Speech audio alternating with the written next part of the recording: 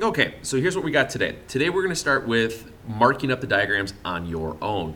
So hopefully by now you guys all have this worksheet passed out to you. It's the geometry 10, congruent triangles, number 3, blah, blah, blah, blah. And what I'm going to do here is I want you guys to have your progression sheets out as well as some of your note stuff. So if I look at this very first diagram, what this diagram is saying is that you have a given and you want to solve something. Get a cleaner picture real quick.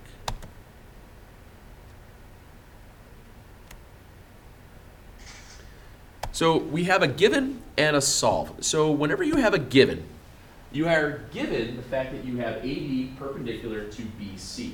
So according to your progression sheet, that means that right angles have been formed in there. So what you want to do is go to your diagram and you want to mark where the right angles are created. Put your squares in. After that, you'll also given the fact that you have AB is congruent to AC. Tick marks abound. Now, you need to look at the diagram to figure out, is there a missing piece that you can put in here? Hopefully, you guys remember from yesterday that you get sometimes what we call the reflexive side.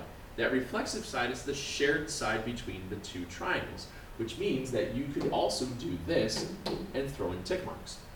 Now, you have a right triangle.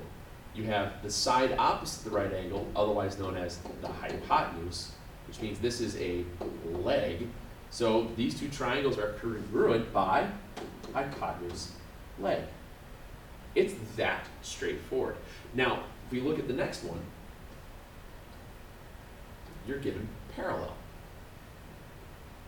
Now, according to your progression sheet, when you're working with parallel, what you're going to want to do is you want to go back and see if you can find some angle pair relationship.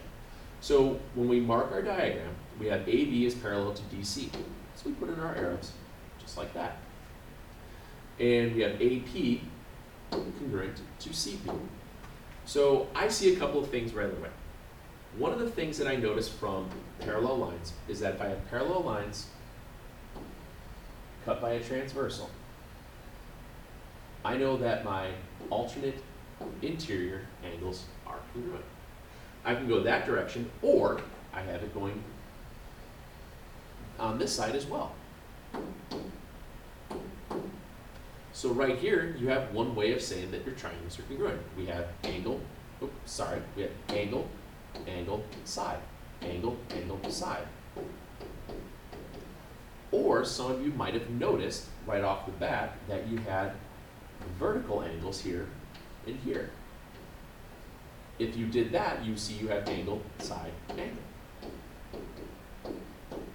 So the object today is to spend the next however many minutes or so, and I want you guys to figure out those last 6. But you have to mark your diagrams and show how you're going to do that.